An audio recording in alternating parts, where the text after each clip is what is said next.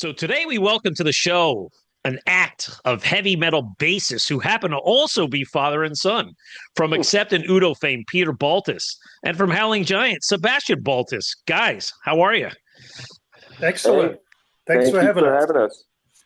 This is great. This is unique content. We've never done anything like this before. I mean, we all know in the rock and roll world, there's a lot of sibling bands, different bands that have brothers and that kind of thing. But it was hard to find, let's say, a father and son duo. So, you know what? In celebration of Father's Day 2025, I thought it would be fun to kind of explore you guys both in your personal and professional relationships and musical journeys. So, Sebastian, maybe off the bat, what's the age difference between you and your dad? Something about geez, I can't even remember right now. 35 years. 35 years. All right. That's what Okay. it is. 35 years. So that's a big generation difference, and we'll get into that. So, hey, Peter, you come from the heydays of metal in the 70s and 80s, 40 something years in. I mean, quickly just take us through your career. You grew up in Germany. What have you been doing for the last 40 years? And what are you doing now? Well, grew up in Germany, was 17, joined Accept. That ran for 40 years. In between, I did Don Dokken, great record with Mickey D and John Norum. In 18, I left Accept, and then I just started recording, worked on Mick Mars' solo album, did all kinds of stuff. And then U.D.O called me one day and said, I have a problem. My bass player, he collapsed on stage. That was the second day of a 3 months tour. So can you be here in 3 days and learn 16 songs and help me out? So I did. And then I basically stayed with U.D.O, so that's my new gig, and I love it. Very, very happy there. And that's about it. And now I'm 67, live in Florida, very happy. Couldn't get any better right now. Enjoying the That's great. sunshine. Yeah. Yeah. So, Sebastian, and like, talk to me about your childhood. Like, at what age or what memory do you have that it occurred to you that, hey, my dad doesn't have this typical 9 to 5 office job, and he's traveling all over the world, and he's like a rock musician. Like, what were some of your favorite dad memories growing up as a little boy? So, it was different for me because when I was growing up, my dad was off the road. And so everything that I saw was just, very, very normal. I'm seeing this guy go out and mow the lawn, take the trash But you out, always you all always the saw me in normal the stuff. studio. And then I think it was in 2005 that Accept did their first reunion tour. We got to go out and do a little run with them and join as as come along as the family and stuff. And it was in Japan. It was the first time I ever saw my dad perform live was over in Japan, which was crazy. And that was the moment that I was like, okay, this is some rock star stuff going on right now. This isn't just the normal dad stuff. So yeah, so that was probably when I was about like what, 10 years old, something like Yeah. that. I remember that because it was a funny story. You were backstage and you were like all up in arms. Yeah, great, great, great. The third show, they're backstage, both on the floor sleeping. Yeah. It was over then. It was over. Oh, okay, that's what he does. Yeah. You know.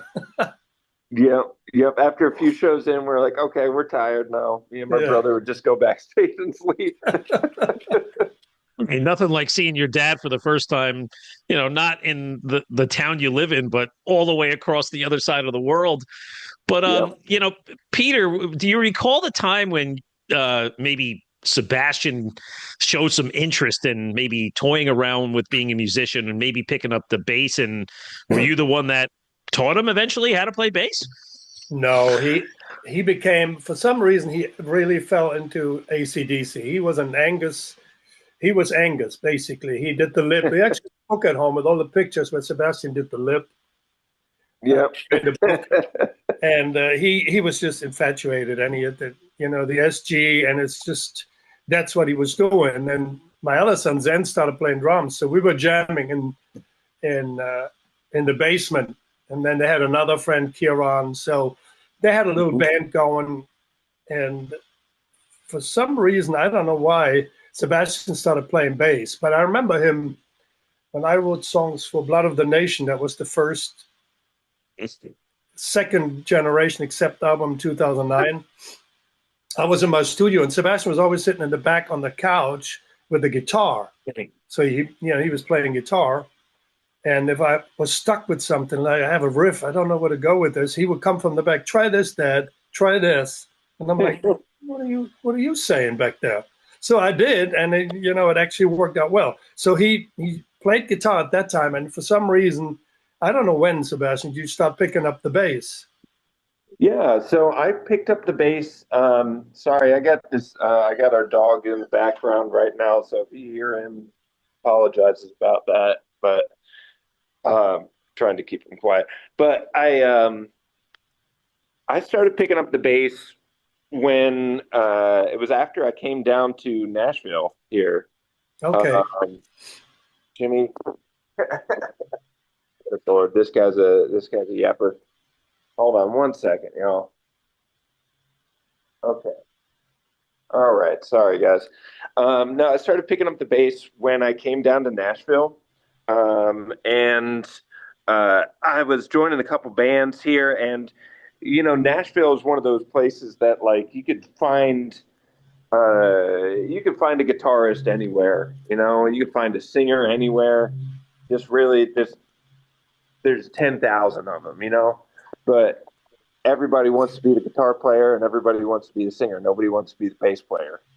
So when I was starting some bands out here, I kind of we were having a hard time finding a bass player, and so I just kind of, at the time I said it was as a joke. I picked the shortest straw, but I ended up taking up bass, and then just really ended up loving it. So what, Sebastian, I mean, again, it's cool that your dad shared that you kind of, maybe you're really interested in AC/DC and that kind of thing, but like, did the music of Accept and your dad's career, like, did that kind of shape you? Like, were you really into this as a kid when you were starting to form this idea that, hey, maybe I want to pursue music too? Were you like jamming out all those great albums from the 70s and 80s? Oh yeah. I mean, when I was first starting out on guitar, my dad started me out with, he basically sat me down and said, pulled up AC/DC Thunderstruck, and it was just like, learn this, and so it was from that moment on I became probably one of the biggest AC/DC fans, and I just went through, I just was constantly going through their entire discography, so every single album, I was just playing them nonstop, and I was probably annoying the hell out of my parents too. So, what was it like for you? Kind of, just as a proud dad, watching your child or both of your sons kind of, get involved too. It had to be a great feeling. Well, it was, because I recognized immediately the talent that Sebastian has it is a real talent when somebody can just hear something and play it. You know what I mean? I do the same thing. I hear it once and I can play it. So that, I knew that was a real gift. And, Zen had to really, he could lay down a really good groove and play it and stuff. Later on, he got older and he didn't want to do it anymore. And we were just, down in the basement. My wife was going nuts because the whole house was shaking, because it was so loud. But to me, it was like, because they started forming a band and they were always rehearsing. And that's what we did. It kept us out of trouble, because you have no time for nonsense or getting into trouble or drugs or anything crazy, because you're always with the same guys rehearsing. And then when they started writing songs and they played at the school thing, you did the Kiss thing at the school. And that's a funny story in itself. They did a Kiss thing And the bass player, was it a snowstorm, Sebastian? No. It was Yeah, he couldn't make it. So my wife did the makeup for the band, and I had to become Gene Simmons. That's it. Yeah. So I got all my clothes. They got all my stage clothes. We got the makeup, and I played with them. That's a school thing. But it was just fun to watch, really, and to see them blossom. And this musical ability really came to fruition, I guess, when Sebastian moved to Nashville. We went to college, and he hooked up with some really good musicians. So then I knew he's probably on his way. He studied music business, and I thought he's probably just going to become a musician. That's about it.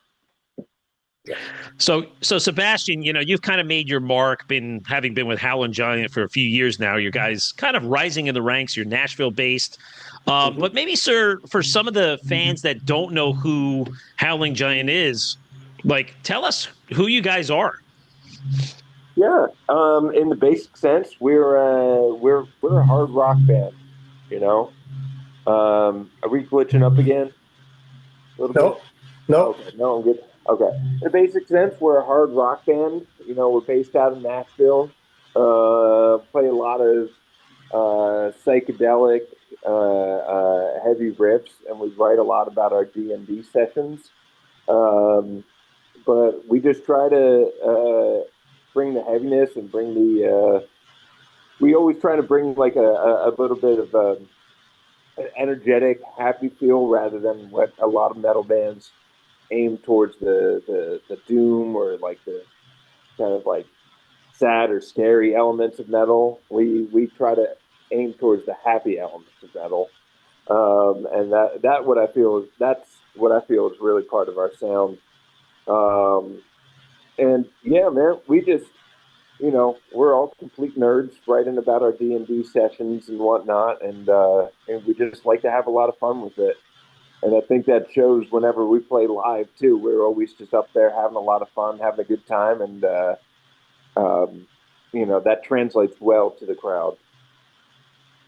Sebastian, one observation I made when you played up here in Jersey about a month ago when I met you, and this might be different than your dad, and except back in the 80s, is you were running all over the place. Like, you're setting up equipment, you're breaking down equipment, you're selling merchandise, you're talking to the fans, you're signing autographs, you're taking pictures, you're running up and grabbing a few beers.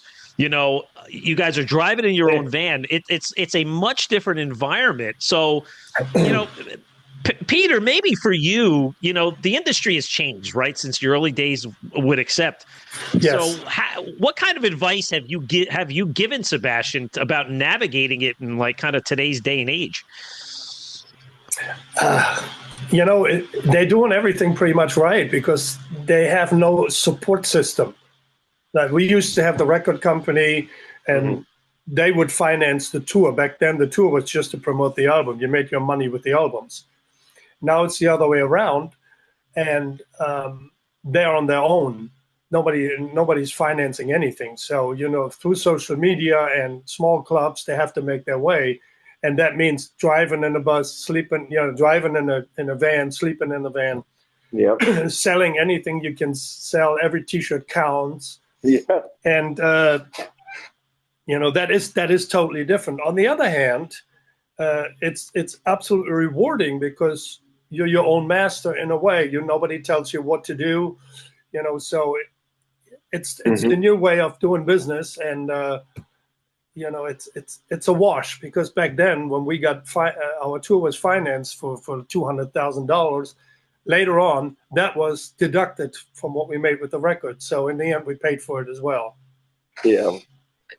And, this is the entire scene that we are in has always been very DIY, and so that's just kind of what we know. When we started touring, it was the same thing as what we're doing now. We're going out in a van. We're just trying to, rock out and bring the best show that we can to each and every night. But it is a lot of work. We are, we're going in there, we're setting up the merch tables. We're We're setting up all of our gear. We're doing everything ourselves, and then who knows, maybe at the end of the night after we're done, we still have to go drive 2 hours to some place. So it's tough, but it is very rewarding, especially when we go out and we see people wearing our t-shirts. That means a lot to us. So it kind of brings a little bit of a special moment, honestly, to when you have the reward after all the work, it makes it a little bit more special. I had interviewed Tom a couple of years ago, Sebastian, Mhm. when Glass Future came out, when it was just released, and I remember asking him. I said, "Okay, had you ever gotten any guidance or advice from Peter Baltes, knowing he's a veteran musician?" And he said, "Of course, yes," but he reminded me of a pair of boots. Pair of your boots, Peter, that you gave Tom. So maybe in a Yes. sense, do you remember that? And kind of Yes. what kind of guidance have you given these guys? Uh, Really not that much, because I told him about how you act on stage. That you have to interact with the audience. You can't just play your songs and be into yourself. Look to the floor. Mhm. You have to look in the eyes of the audience. You have to pick somebody in the audience who seems like he's not really liking you, and you have to work him the whole show. So by the end of the show, he likes you, and Mhm. that's how you win them over. And I told Tom, "You're always too loud." They're playing clubs in the beginning, and I said, you got to give the sound engineers something to work with. If you guys are so loud from the get go, nobody can hear your vocals, and your vocals are great. Yeah. So don't kill them just with guitar. Yeah. It's as a unit, you have to sound as a unit. You can't just be individually and play for the first four guys in the front, and the rest gets killed, by the PA. So things like Yeah. that, and Mhm. when you're on the road, always make sure, in the hotel, don't put your suitcase on the floor. Yeah. There's a million things. You like Million common thing. small Lock your things. door. Don't talk to Mhm. strangers. Things like that. Don't drive drunk. Father Yeah. stuff. At least with the amps being too loud, we've kind of learned from that, and we've since been more open to turning down on stage. So Yeah, very good. yeah. About time. Hmm.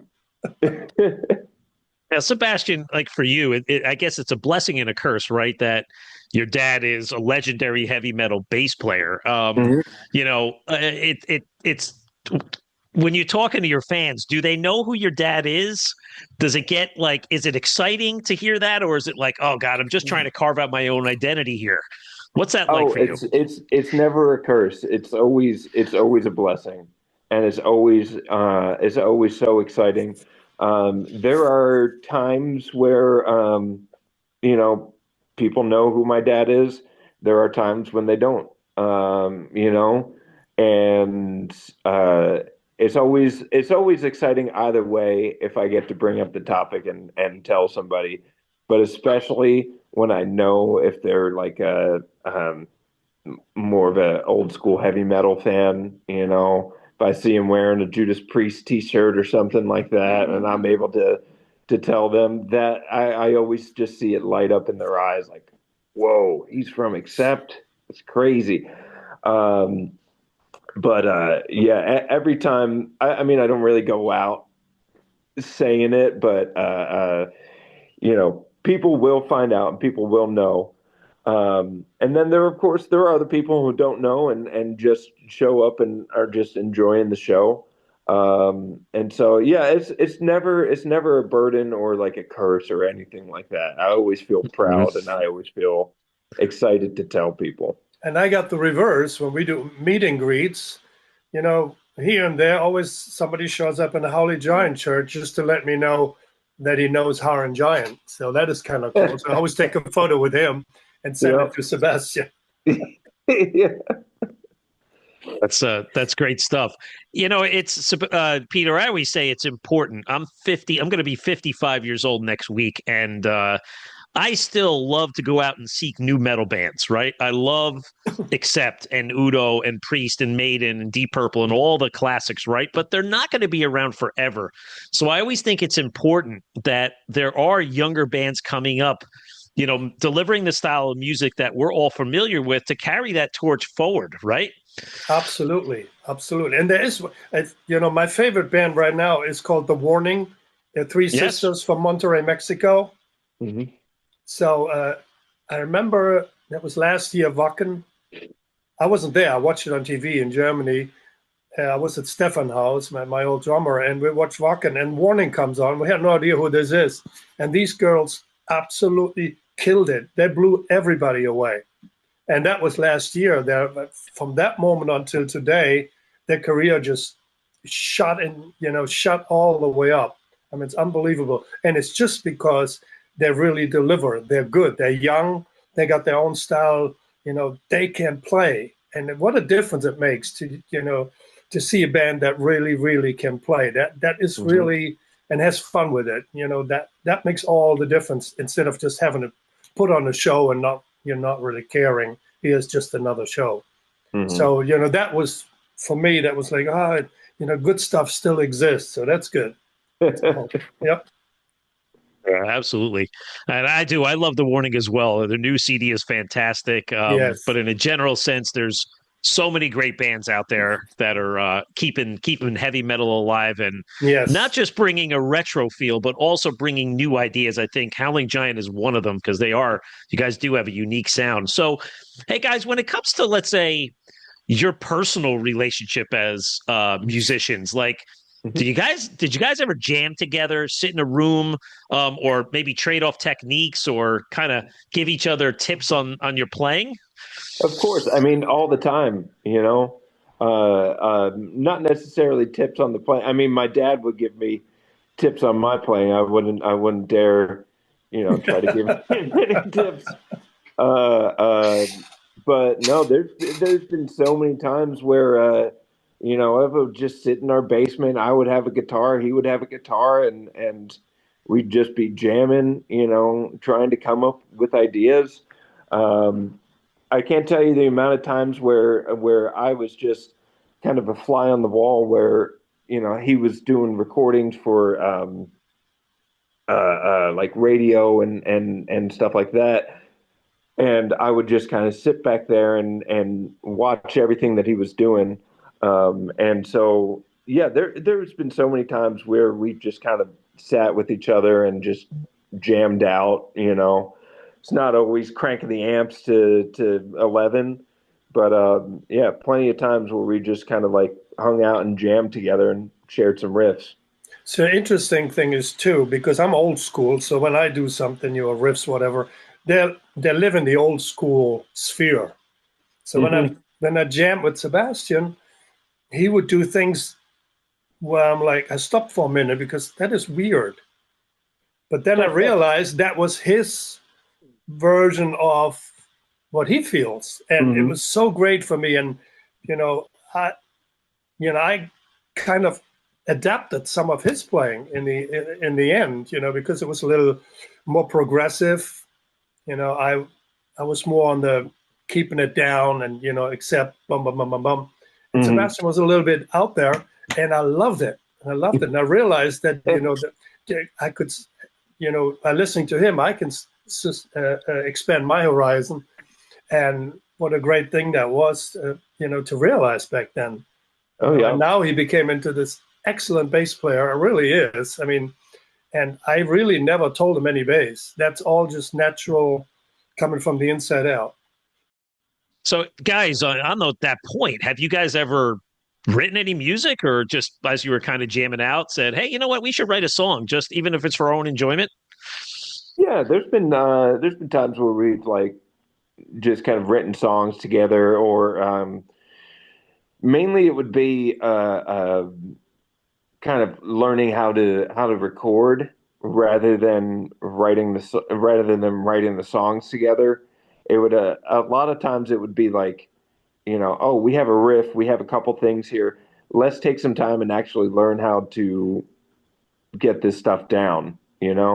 and how to use the actual software and stuff, which is really important.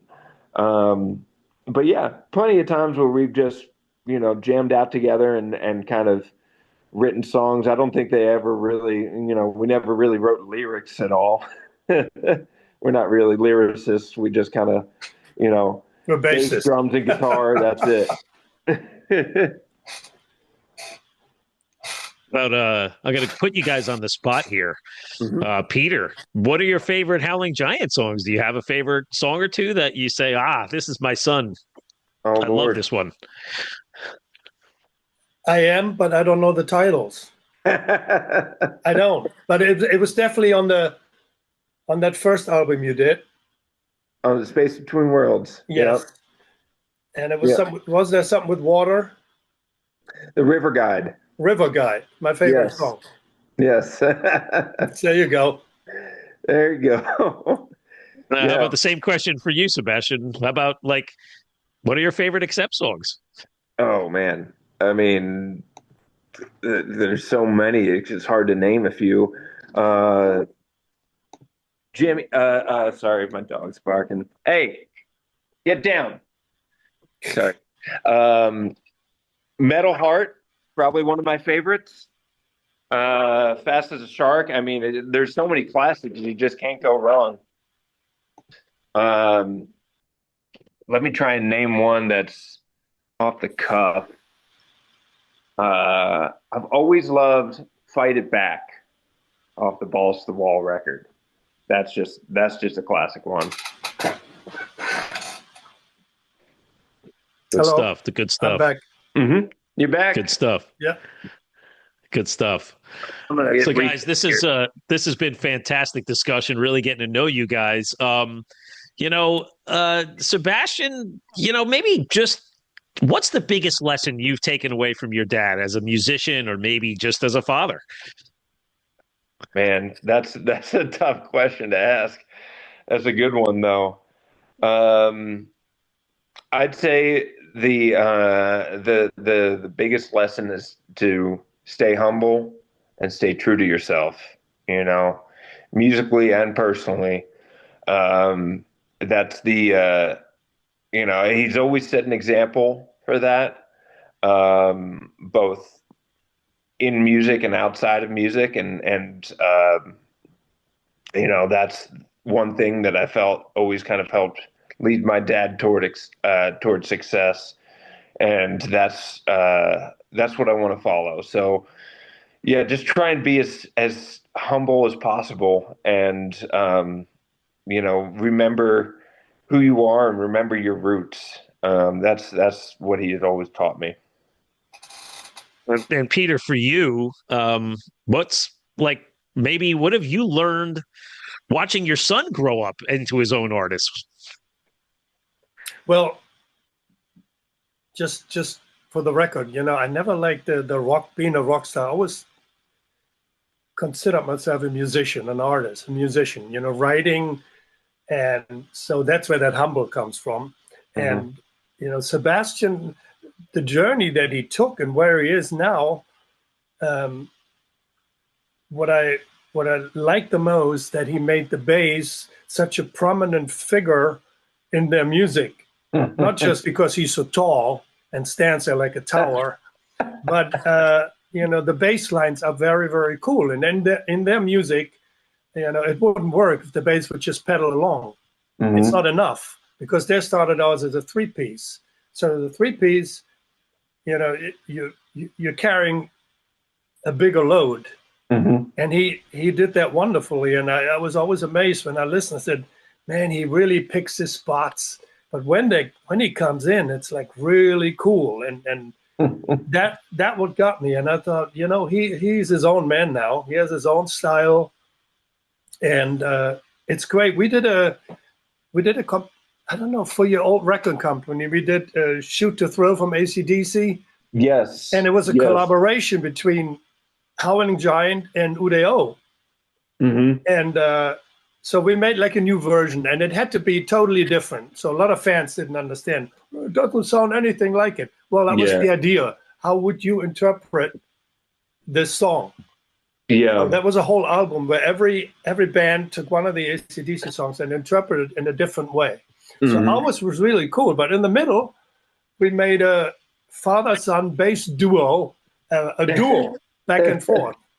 And it was the coolest thing ever. And, I recorded my tracks, and then Sebastian recorded his. And when I listened to it, and I put it together in Pro Tools, I'm like, this is so cool. That was really the coolest thing ever in my life. The both of us playing our bass licks, and they were so different. So, Yep. but anyway, that was just a great, great moment. Sounds And like it. So you guys are, I'm sure, very busy this summer. What's going on, Peter? You got a lot of projects, a lot of touring. What are you going to be doing this summer? And what's next? Next is on the 6th, I'm going back to Europe, and then back and forth. We're doing all festivals. We're playing at Wacken, which is the biggest metal festival in the world. We're playing at Barcelona Rock Fest with Scorpions and Slipknot and whatnot.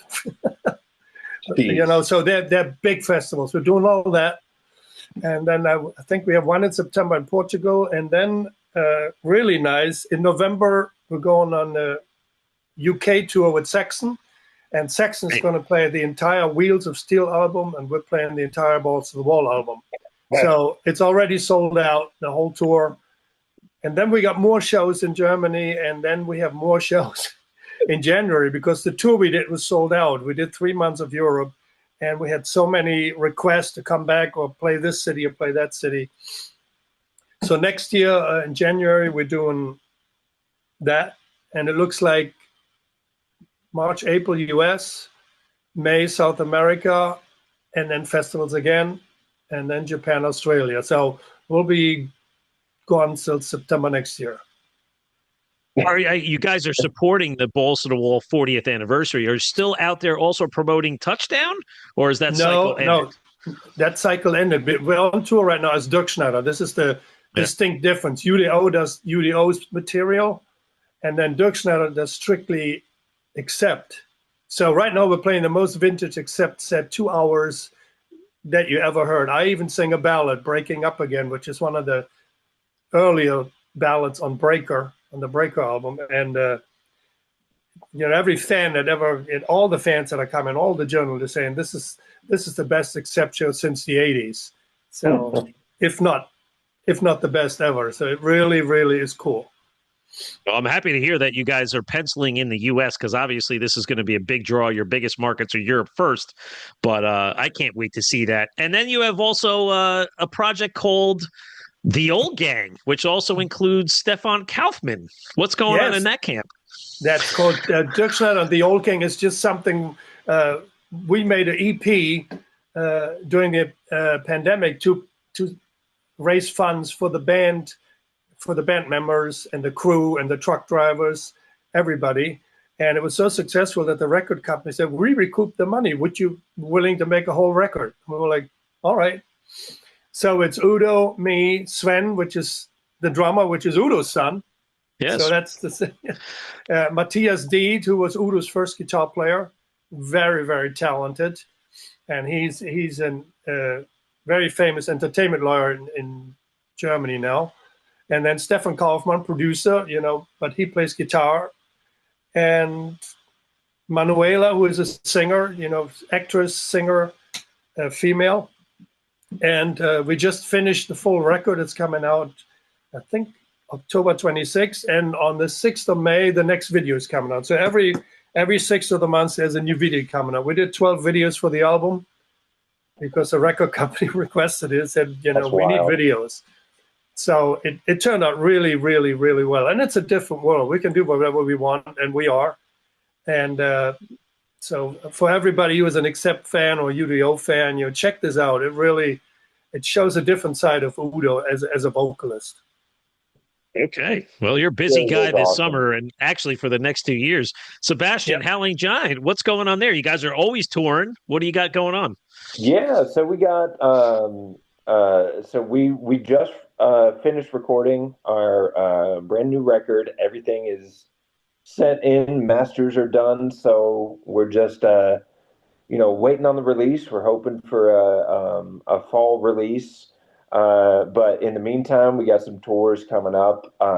This summer over in June, we're touring with Domcraft, a Swedish band, and we're doing a little West Coast run with them. And that is from we're starting out the tour on the 20th, looks like, and then we're meeting up with Domcraft when we get into California, June 26th.